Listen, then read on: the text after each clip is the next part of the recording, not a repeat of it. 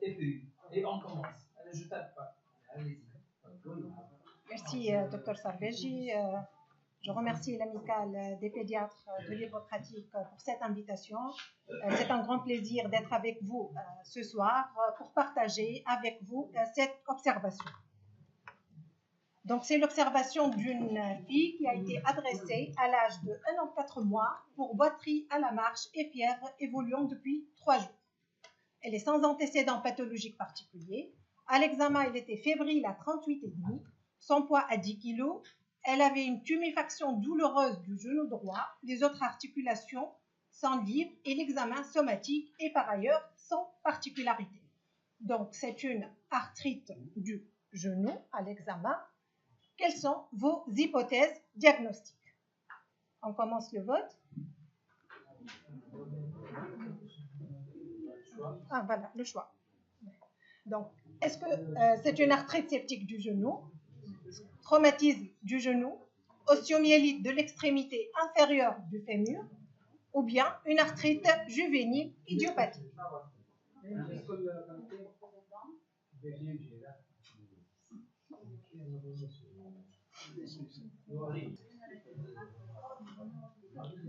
Donc, si j'ai bien compris, il y a 3 réponses. Il y a 3 réponses et qui ont répondu arthrite septique du genou. Donc, en fait, devant ce tableau d'arthrite chez une fille de 16 mois, bien sûr, le premier diagnostic à évoquer, c'est l'arthrite septique du genou. Le traumatisme du genou, et là, il faut insister sur l'interrogatoire. Une osteomyélite de l'extrémité inférieure du fémur. L'arthrite juvénile idiopathique reste quand même un diagnostic peu probable, puisqu'il s'agit d'une arthrite récente qui évolue depuis 3 jours. Donc, devant une monoarthrite, les causes infectieuses doivent rester les premières causes à évoquer. Une arthrite septique typique qui associe une fièvre, douleur intense, des signes locaux bruyants. Parfois, le tableau peut être atypique si c'est une arthrite décapitée par une antibiothérapie. L'osteomyélite, elle est à évoquer aussi, ou bien rarement les arthrites à mycobactéries. Chez un garçon qui se présente pour une monoarthrite, il faut savoir évoquer aussi l'hémophilie. Le traumatisme, l'importance donc de l'interrogatoire et rarement donc les synovites transitoires, l'ostéochondrose et les tumeurs synoviales. Donc notre patiente a eu un bilan inflammatoire comportant une numération formule sanguine qui a montré des globules blancs à 12 600, hémoglobine à 11 grammes, plaquettes 442 000, une VS à 55 et une CRP à 44 mg par litre. L'hémoculture pratiquée était négative devant la crainte d'une osteomyélite, d'une arthrite septique. La ponction du genou était en faveur d'un liquide inflammatoire, mais absence de germe. La radiographie du genou était normale et l'échographie du genou a montré un épanchement intra-articulaire finement échogène, absence d'apposition périostée ou de décollement sous périostée. Donc, chez notre patiente, nous avons fortement suspecté initialement donc l'arthrite septique. Elle a été mise sous antibiothérapie. C'est l'association amoxicilline acide clave avec une attelle. L'évolution a été faite vers la pyrexie, mais nous avons assisté à la persistance de la tuméfaction articulaire. Et ceci durant tout le traitement, une durée de 15 jours voire plus. L'échographie refaite chez notre patiente a montré une synovite inflammatoire et absence d'abcès sous périostée. On peut interférer uniquement l'amoxicilline, l'acide clavulaire seul, l'acide septique, on n'associe pas autre chose. Seul. La dose 2, c'est le Staph aureus. Ouais.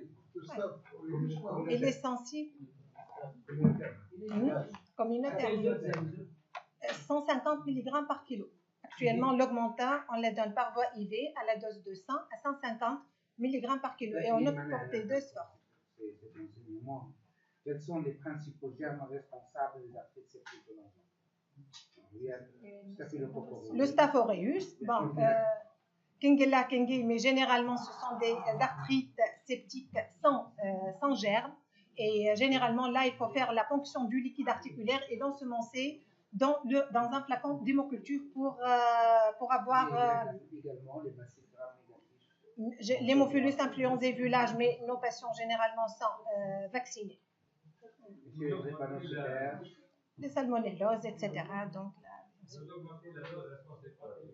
Donc, en général, amoxicilline, acétylcholine. Pour l'augmentin, la dose de l'augmentin, c'est 150 mg par kilo. Au lieu de 80, habituellement, on donne l'augmentin à la dose de 80 mg par kilo. Actuellement, les doses sont de 100 à 150 mg par kilo.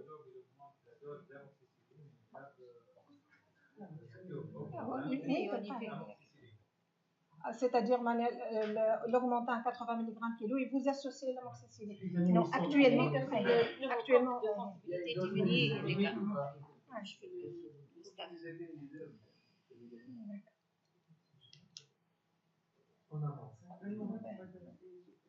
donc c'est une arthrite persistante malgré le traitement antibiotique. Quels sont les diagnostics à évoquer? Rhumatisme articulaire aigu, ostéoarthrite chronique, traumatisme, arthrite juvénile, idiopathie. Vous pouvez, là, on est tous d'accord que le rhumatisme articulaire aigu, donc c'est pas le tableau clinique, donc c'est pas une ostéoarthrite chronique, traumatisme, l'arthrite juvénile idiopathique chez cette patiente reste le diagnostic le plus probable. Donc le tableau de monoarthrite fixe, donc c'est pas le tableau de RAA. Vous connaissez mieux que moi que le RAA, il est diagnostiqué devant l'association de deux critères majeurs ou bien un critère majeur et deux mineurs, plus la preuve d'une infection streptococcique qui peut être apportée donc par les ASLO. Donc les ASLO, la positivité des ASLO, certainement vous recevez des patients qui vous consultent pour suspicion d'RAA parce qu'ils ont un taux d'ASLO élevé. Les ASLO donc sont tout simplement le témoin d'une infection streptococcique plus un syndrome inflammatoire avec une VS supérieure à 50, c'est-à-dire il n'y a pas de RAA sans syndrome inflammatoire. Et si la VS elle est inférieure à 50, il ne peut pas s'agir d'un RAA. Même un syndrome post-streptococcique mineur, c'est l'association de critères mineurs, c'est-à-dire il n'y a pas de critères majeurs, c'est-à-dire au lieu d'avoir une arthrite, on a plutôt des arthralgies, avec toujours une VS supérieure à 50 et la preuve d'une infection streptococcique. D'accord? Donc, vous connaissez certainement mieux que moi les critères majeurs et les critères mineurs du rhumatisme articulaire aigu. Donc, aussi bien le RAA que le syndrome post-streptococcique mineur doivent associer un syndrome inflammatoire avec une VS supérieure à 50 et la preuve d'une infection streptococcique. Ce qui diffère, c'est qu'il existe des critères majeurs dans le RAA et dans le syndrome post-streptococcique mineur. Il n'y a que des critères mineurs. Généralement, ce sont des arthralgies plutôt que d'arthrite. Si on a l'arthrite avec tout ça, donc ça fait plutôt, et ce sont des arthrites bien sûr typiquement fugaces, immobiles. Donc une monoarthrite fixe ne peut en aucun cas être le tableau clinique d'un rhumatisme articulaire aigu. Donc, quel bilan demandez-vous? Donc, je vous rappelle, c'est une fille âgée de 16 mois qui a été hospitalisée pour une monoarthrite avec fièvre, qui a résisté au traitement antibiotique avec persistance de l'arthrite au niveau du genou. Anticorps antinucléaires et chez qui on a évoqué probablement une arthrite juvénile idiopathique. Les ASLO, facteurs rhumatoïdes, examen ophtalmologique à la lampe à pente.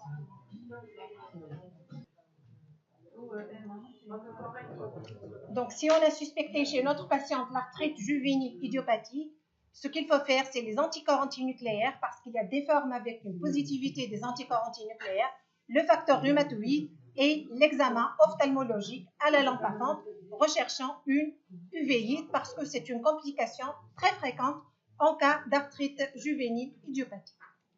Donc, chez notre patiente, le facteur rhumatoïde était négatif, les anticorps antinucléaires étaient positifs à 1 sur 640 et l'examen ophtalmologique était normal, ne montrant pas d'uvéite. Si vous permettez, moi j'ai fait allusion à ce qu'il ne faut pas demander, les ASLO. Et tout le monde demande les ASLO. Et parfois, on ne demande même pas de VS. Devant toute arthrite, toute arthralgie, ASLO, RA, et surtout les généralistes, ils voient ça et directement ils pensent oui, parce qu'avant, c'était la pathologie la plus fréquente. Donc, devant des arthrites fixes qui évoluent depuis 3 mois, c'est pas un RA, c'est pas la peine, des arthralgies fixes, c'est pas la peine de demander des ASLO. Devant une monoarthrite qui est suspecté une arthrite virale ou septique, c'est pas la peine de demander les assos. Devant toute arthrite ou arthralgie sans syndrome inflammatoire majeur, avec une VS à 20 ou à 25, c'est pas la peine de demander les assos. Parce que les assos vont vous faire rentrer dans un cercle vicieux. Vous allez mettre sous à l'enlever, vous allez demander une écho cardiaque et tout ça ne sert à rien. Et nous, collèges généralistes, font toujours cette erreur. Heureusement que les patients vont arriver au pédiatre par la suite, mais s'ils restent chez le généraliste, ils vont être mis sous extensiline et vont demander une écho cardiaque. Et parfois, ils sont mis sous pénicilline. Lorsqu'ils ne s'améliorent pas, en ce moment qu'ils reviennent au généraliste ou au pédiatre.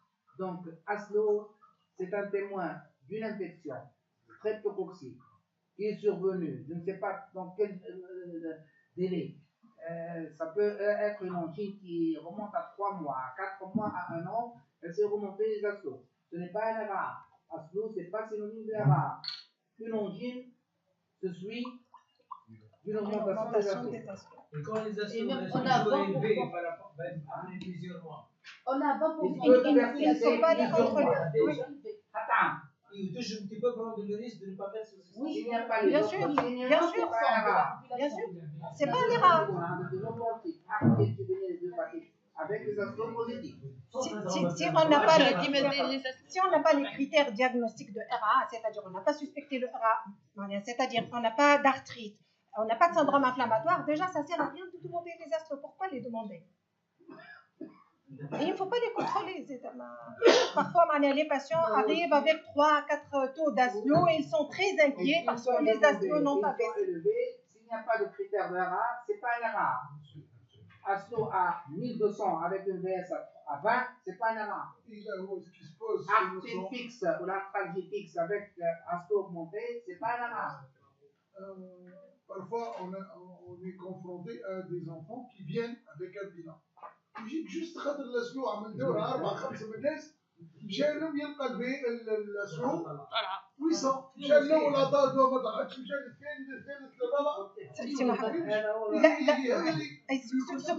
Ce qu'il faut faire, c'est de bien reprendre l'interrogatoire pour préciser le caractère des arthralgies ou bien des arthrites, rechercher donc d'autres signes et demander une VS. S'il n'a pas de syndrome inflammatoire, s'il n'a pas de critères en faveur du diagnostic de RA, même pour le syndrome post-streptococcique mineur, il faut avoir un syndrome inflammatoire biologique. Donc, de toute façon, il faut plus. Ils sont.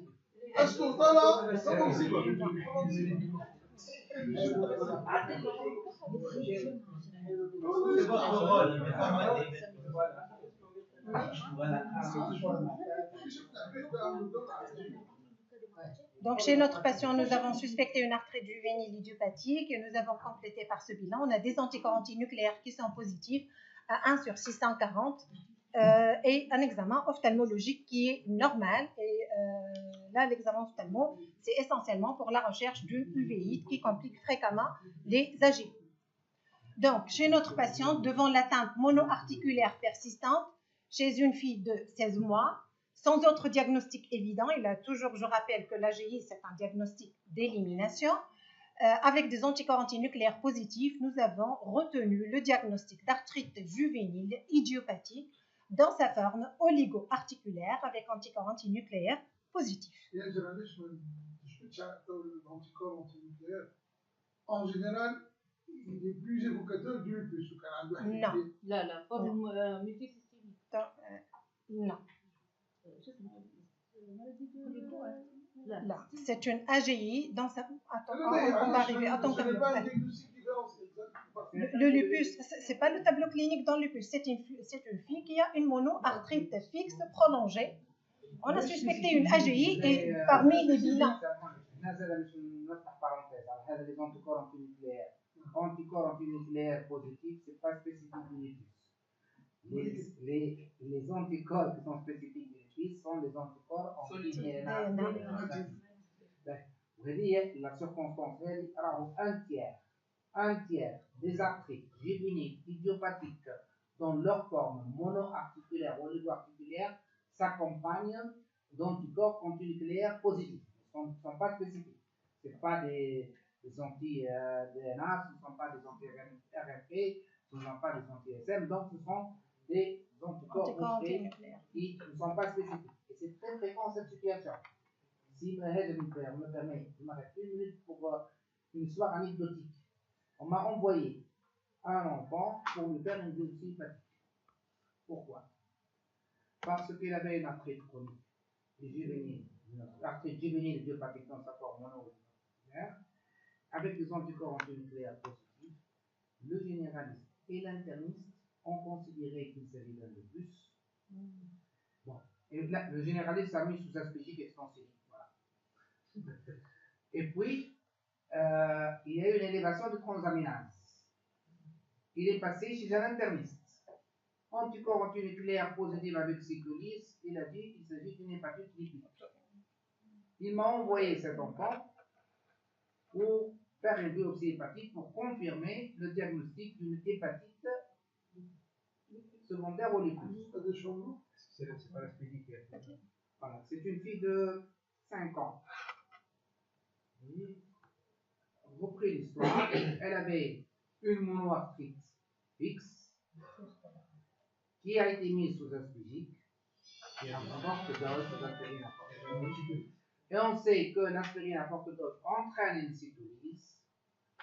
Ce n'est pas la donc l'extensilisée. L'aspirine, dans ce cas, il faut l'arrêter pour le changer par un autre anti-inflammatoire automatiquement. Donc, ça va le traitement local. Et j'ai fait ça. Puis, après 15 jours ou 20 jours, elle revient avec des transaminases normales. Et des anticorps antinucléaires qui sont positifs parce que c'est une arthrite juvénile avec anticorps antinucléaires positifs. Mais, ça veut dire que ça signifie c'est corrélé avec la cancer ophtalmologique. Donc, arthrite juvénile idiopathique chez notre patiente, quel traitement préconisez-vous? L'aspirine. Donc, comment on va traiter cette patiente? L'aspirine à la dose de 80 à 100 mg par kilo et par jour. Prednisone, 2 mg par kilo et par jour. Infiltration articulaire par l'hexacétonide ou bien infiltration articulaire par l'altine. Hexatrione. Effectivement, l'altime, il est inefficace pour les infiltrations articulaires chez les patients atteints d'AGI. Et des études ont été faites chez des patients qui ont reçu des infiltrations par l'altime. L'altime, il est disponible en Tunisie, alors que l'hexatrione, c'est un produit qu'on amène de la France. Et pour les patients qui ont reçu l'altime, le taux d'amélioration était nettement beaucoup plus faible que par rapport aux patients recevant une infiltration articulaire par l'hexacétonide. Donc, pour notre patient, donc AGI, dans sa forme oligo-articulaire, le premier traitement, bien sûr, on tente toujours les anti-inflammatoires non stéroïdiens, l'aspirine à la dose de 80 à 100 mg par kilo et par jour. La corticothérapie en cas d'AGI oligo-articulaire doit être évitée au grand maximum, sinon elle doit être de courte durée parce qu'une fois on a instauré la corticothérapie, c'est très difficile de l'arrêter. On va obtenir rapidement une amélioration, mais on aura toujours des difficultés pour arrêter la corticothérapie. L'infiltration articulaire par l'hexacétonide reste le traitement de choix chez ces patients atteints d'AGI oligo-articulaire. Chaque fois que le nombre d'articulations le permet, il faut faire ces infiltrations, sont faites par un orthopédiste et le produit, il n'est pas trop cher, je pense qu'il est à 11 ou 12 euros en France. Donc, ce n'est pas un produit. Une infiltration qu'on peut refaire si récidive de l'arthrite. Et bien sûr, la kinésithérapie motrice, j'avais une 5e proposition, mais ça n'accepte pas les 5 propositions, et la kinésithérapie motrice qui constitue donc le 3e pilier de traitement. Donc, notre conduite thérapeutique initiale était de mettre l'enfant sous aspirine en 4 prises, avec une surveillance rigoureuse des effets secondaires, particulièrement les élévations des transaminases qui doivent inciter l'arrêt temporaire si supérieur à 2 fois la normale, surveillance de la toxicité digestive et de la toxicité rénale. l'évolution a été faite donc, vers la persistance de l'arthrite du genou et une infiltration articulaire par l'hexacétonide a été faite, entraînant une évolution favorable avec une rémission totale, disparition de l'arthrite et presque pendant une année, disparition de l'arthrite et du syndrome inflammatoire. Arrête de l'aspirine, bien sûr. Là, on arrête les anti-inflammatoires. C'était sans efficacité. De toutes les façons, il faut l'arrêter. 3 mois. Si au bout de 3 mois de traitement anti-inflammatoire. Mais pour l'AGI oligo-articulaire, là, il ne faut pas attendre 3 mois parce qu'on peut préconiser l'infiltration par l'hexacétonide, même s'ils étaient 2 articulations, même 3 articulations. Dernièrement, une patiente avec 4, donc elle avait les 2 coudes et les 2 genoux, elle a reçu une infiltration à l'hexacétonide, donc au bloc opératoire l'orthopédie. Bon, c'est vrai sous anesthésie parce que c'était 4 infiltrations. Et après les 4 injections, les 4 infiltrations, tout a rentré dans l'autre. Donc, oligo-articulaire. Oligo-articulaire. On va terminer. Une seule arthrite, on le fait le bloc. Une seule arthrite, parfois non. C'est sous anesthésie locale. On peut, je vais vous parler. On peut préconiser d'autres anti-inflammatoires, bien sûr. Donc, il y a l'indométacine à la dose de 3 mg par kilo, le naproxène. Généralement, ils sont indiqués à l'échelle. On donne plutôt l'aspirine, c'est vu l'âge. Chez l'enfant plus grand, on a d'autres possibilités pour les anti-inflammatoires non stéroïdiens et on peut préconiser donc l'indométacine, le naproxène. Non. Couverture gastrique. Avec une couverture gastrique. La toxicité digestive, elle est très fréquente. Donc, chez notre patiente, nous avons assisté à une récidive de l'arthrite après une année. Et l'enfant a eu une deuxième infiltration, on peut infiltrer donc chaque fois qu'il récidive avec une évolution favorable. Bon, cette fois-ci, l'enfant a gardé toutefois un fléchant du genou droit pour lequel elle a eu une attelle au niveau du membre inférieur droit. Donc, c'est une arthrite juvénile idiopathique, probablement dans sa forme oligo-articulaire, avec une évolution actuellement favorable après injection d'hexacétonide, infiltration articulaire d'hexacétonide. Comment on va surveiller cet enfant? Donc, les moyens de surveillance, examen ophtalmologique tous les 3 mois, un examen ophtalmologique une fois par an, le degré d'activité de l'AGI, la croissance. Degré d'activité de l'AGI, c'est un paramètre qui repose sur, c'est une appréciation qui repose sur 3 paramètres. C'est le compte articulaire, c'est-à-dire le nombre d'articulations atteintes, et l'évaluation de la douleur. L'évaluation de la douleur se fait par une échelle de la douleur, donc, et il y a une échelle pour le patient et une échelle pour le médecin. Donc, on va... Quels sont les moyens de surveillance? Donc, arthrite juvénile dans sa forme monoarticulaire avec anticorps antinucléaires positifs. Vous êtes pour... Donc, pour notre patiente, il faut préconiser, même si elle est en rémission clinique, avec régression de l'arthrite, il faut toujours préconiser dans cette forme un examen ophtalmologique à la lampe à fente tous les 3 mois, recherchant une uvéite qui peut être asymptomatique, parce que l'uvéite, dans ce tableau clinique particulier, sont à œil blanc, c'est-à-dire asymptomatiques, et peuvent être d'évolution insidieuse et qui peuvent amener même vers la cécité. Donc, le degré d'activité de l'AGI, bien sûr, c'est un paramètre qu'il faut toujours surveiller, et la croissance, qui est un élément indispensable. Donc, j'insiste là, j'ouvre une parenthèse pour l'uvéite, qui est une complication majeure de l'arthrite juvénile idiopathique.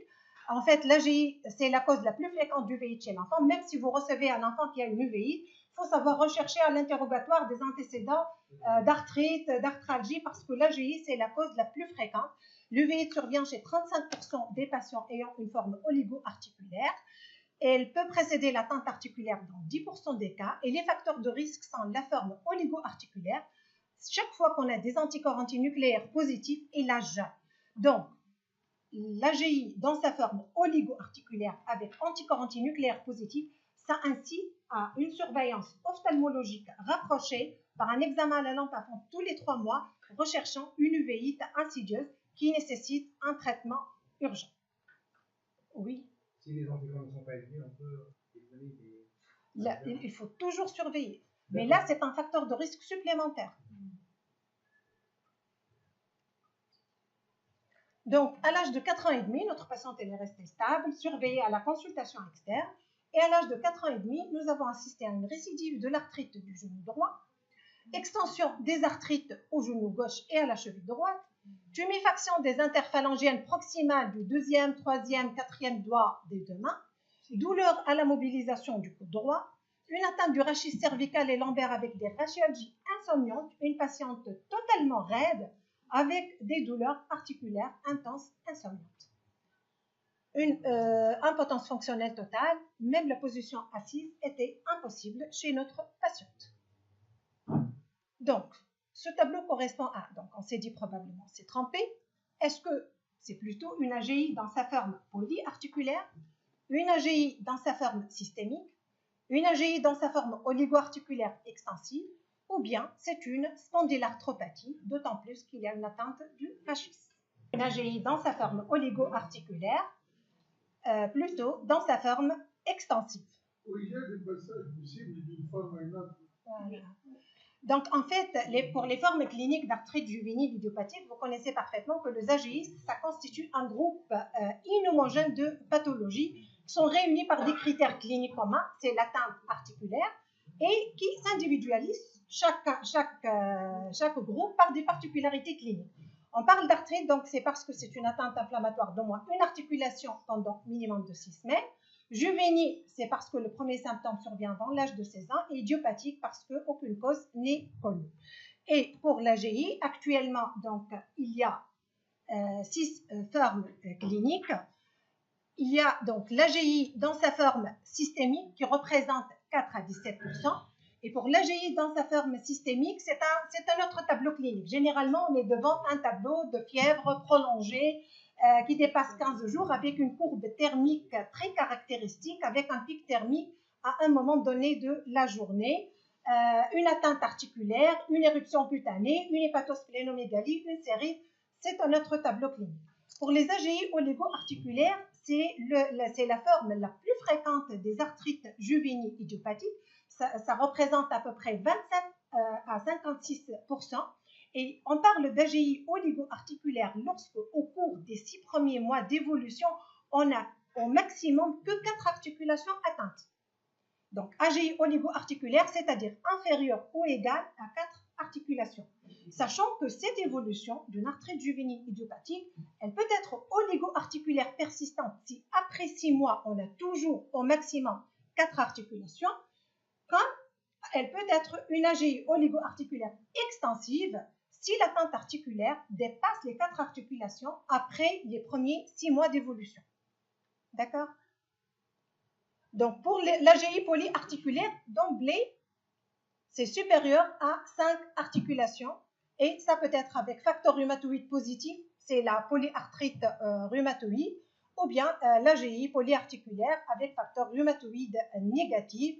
Ça touche généralement 5 articulations et plus pendant les 6 premiers mois. Donc, oligo-articulaire, au maximum, on a 4 articulations atteintes les 6 premiers mois. Elle peut rester persistante comme elle peut devenir extensive. Les autres formes sont des formes beaucoup plus rares. Il y a l'arthrite psoriasique et l'AGI associée aux enthésites, anciennement appelées les spondylarthropathies, qui associent une atteinte articulaire, une atteinte axiale et une atteinte au niveau des insertions du tendon.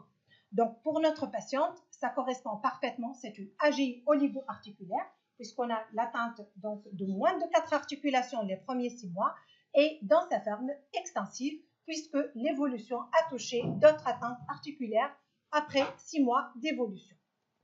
Donc, vu l'atteinte articulaire diffuse, vu les douleurs importantes, nous avons opté pour un traitement corticoïde.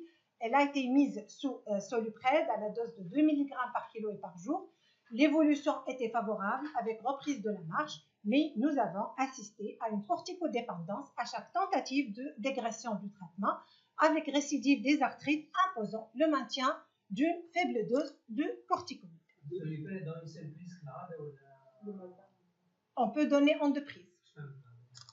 On a une seule prise. Mais ce qui est dans la littérature, on peut donner 2 mg kilo en 2 prises. 1 mg kilo le matin, 1 mg kilo le soir. Il vaut mieux ne pas avoir la même facile au corticoïde dans les artères du nez. Mais dans cette forme particulière, on n'a pas le choix. On n'a pas le choix. On n'a pas le choix. Devant une atteinte, d'ailleurs, la corticothérapie garde une indication devant une atteinte articulaire diffuse avec des douleurs articulaires importantes, ce qui était le cas chez notre patient. Et j'ai déjà dit au début, pour l'AG oligo-articulaire, si on est devant une monoarthrite, une oligo-arthrite, 2 arthrites, il faut savoir éviter au grand maximum la corticothérapie. Il n'y a aucune indication. On peut commencer, ça va donner une rémission, mais on ne sait jamais comment. On ne sait jamais comment arrêter la corticothérapie. De toutes les façons, on ne peut pas donner une faible dose. Là, chez cette patiente, 0,5 mg kilo. 0,5 mg kilo, il est resté stable. Mais avec un retentissement sur la croissance. Tu ne peux pas arrêter, tu ne peux pas dégraisser, tu vas rester. C'est la galère. Donc, chez notre patiente, on était obligé, vu la gravité initiale du tableau clinique, de la mettre sous traitement corticoïde. Mais donc, la corticothérapie n'a pu être arrêtée vu la récidive à chaque fois de la tentative de dégression des arthrites. Donc là, c'était l'indication de notre traitement, d'un traitement de fond. Et donc là, quel traitement préconisez-vous? Donc méthotrexate à la dose de 15 mg par mètre carré par semaine, associé à l'acide folique, ou bien le maintien d'une faible dose de corticoïdes, l'indométacine, ou bien la biothérapie. Donc le meilleur traitement là, vous êtes tous d'accord que c'est le méthotrexate à la dose de 15 mg par mètre carré par semaine. Les comprimés sont à 2,5 mg et le maximum de dose ne doit pas dépasser 25 mg. Donc notre patiente a été mise sous méthotrexate et avant chaque prescription de méthotrexate, c'est un traitement immunosuppresseur. Initialement, avec la corticothérapie pour essayer d'arrêter le traitement corticoïde. Donc, on a instauré le traitement de fond et on va essayer d'arrêter la corticothérapie. Donc, le bilan préthérapeutique, il est toujours indispensable avant toute prescription de méthotrexate. Une numération formule sanguine, sérologie de l'hépatite C, B, sérologie HIV, un bilan de tuberculose, un bilan hépatique et une fonction rénale. Une semaine. Non, pré-thérapeutique. Bilan pré-thérapeutique. Mais le traitement, c'est une fois par semaine. Ou l'HIV, 6 facteurs de risque. Voilà, de toutes les façons, on ne peut rien.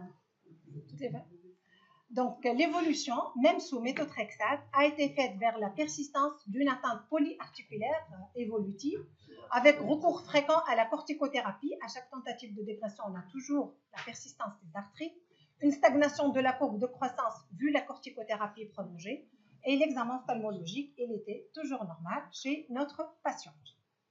Donc là, nous avons pensé à instaurer un traitement par biothérapie. Donc, quelle est la molécule de biothérapie que vous préconisez? Donc, il y a l'étanercept, l'Ambrelle. C'est anti-TNF-alpha, les anti-récepteurs, voilà. De toutes les façons, c'est l'ACNAM, où il faut que l'ACNAM accepte et donne un avis favorable. Mais de toutes les façons, si on n'a pas le choix, il faut demander. Donc, chez notre patient, dans ce tableau particulier d'arthrite juvénile idiopathique dans sa forme oligo-articulaire, les 2 molécules qu'on peut préconiser, c'est les 2 anti-TNF-alpha, l'Ambrelle ou bien l'Humira. Et particulièrement l'Ambrelle qui est le plus préconisé actuellement et le plus utilisé. L'infliximab, bien sûr, il n'est pas indiqué en cas d'arthrite juvénile idiopathique.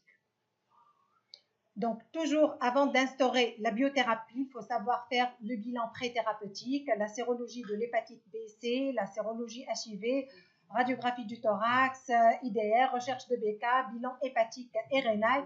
Et bien sûr, il faut bien informer les parents, l'éduquer.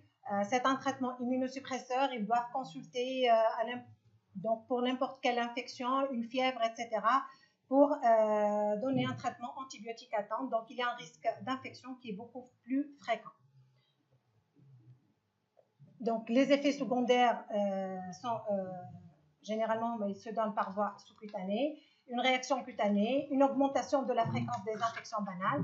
Parfois, on peut avoir des manifestations auto-immunes, des manifestations neurologiques, particulièrement une pathologie démyélinisante, des manifestations hématologiques avec leucopénie, granulocytose, une cytolyse hépatique ou bien même une insuffisance rénale, mais ce sont des effets secondaires qui ne sont pas très fréquents chez les patients traités par biothérapie.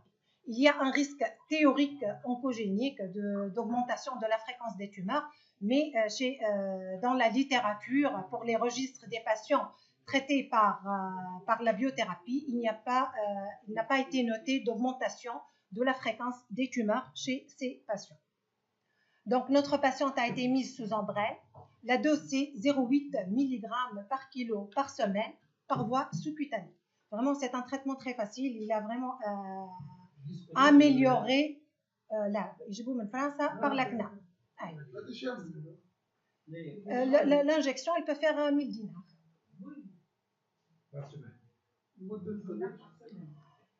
De toutes les façons, elle est encore sous. Elle est encore pour l'ombrelle, pour le traitement par la biothérapie. Si on a obtenu une rémission clinique au bout de 6 mois à 12 mois, on peut tenter l'arrêt du traitement. Mais pour notre patiente, chaque fois qu'on espace les doses, qu'il y a une rupture auprès de la CNAM pour le traitement, elle récidive les arthrites. Et donc, ce traitement peut être maintenu même pendant des années. Donc, la corticothérapie a été arrêtée, l'examen ophtalmologique, il est toujours normal, mais donc, elle est asymptomatique. Donc là, juste pour conclure, quels sont les traitements qu'on peut préconiser en cas d'AGI? Pour l'arthrite juvénile idiopathique dans sa forme systémique, toujours de première intention, c'est les anti-inflammatoires non stéroïdiens. Donc la pour l'AGI systémique, la corticothérapie si échec ou intolérance aux ANS, et en cas d'échec, en troisième intention, c'est la biothérapie. Pour l'AGI oligo-articulaire persistante, donc inférieure à 5 articulations après 6 mois d'évolution, c'est toujours les anti-inflammatoires non stéroïdiens. Chaque fois que c'est possible, c'est les infiltrations de corticoïdes par l'hexacétonide, le méthotrexate, sauf si forme résistante ou atteinte de plusieurs articulations, et la biothérapie n'est pas nécessaire en cas d'AGI oligo-articulaire et qui persiste oligo-articulaire. Pour l'AGI oligo-articulaire extensive, les anti-inflammatoires non stéroïdiens, de deuxième intention, c'est le méthotrexate et les anti-TNF-alpha si absence d'amélioration. Donc, pour le cas particulier de notre patiente, donc l'AGI oligo-articulaire extensive, donc il faut, chaque fois que c'est extensif, d'emblée, il faut penser à introduire rapidement le traitement de fond par le méthotrexate, la corticothérapie, sauf si douleur articulaire importante, les injections articulaires en fonction du nombre d'arthrites et de leur localisation. À la deuxième consultation, on va évaluer si amélioration, c'est-à-dire, si on parle d'amélioration, c'est-à-dire sans traitement corticoïde. Donc, clinique et biologique, il n'y a plus de douleur, régression des tuméfactions articulaires et disparition du syndrome inflammatoire. Donc, on va poursuivre la même chose. Et si absence d'amélioration, donc après traitement par méthotrexate, c'est l'indication à la biothérapie. Donc, pour la troisième consultation, donc si amélioration, toujours il faut poursuivre la même chose. Et en l'absence d'amélioration, ou bien si on a recours au traitement par prédnisone, il faut changer ou augmenter le traitement de fond. Donc pour le méthotrexate, on peut augmenter un peu les doses. Et si on n'a pas introduit la biothérapie, il faut envisager l'introduction d'une biothérapie. Et ailleurs, ils peuvent même changer de traitement par biothérapie. Il y a d'autres molécules qu'on peut essayer chez ces patients. Je vous remercie.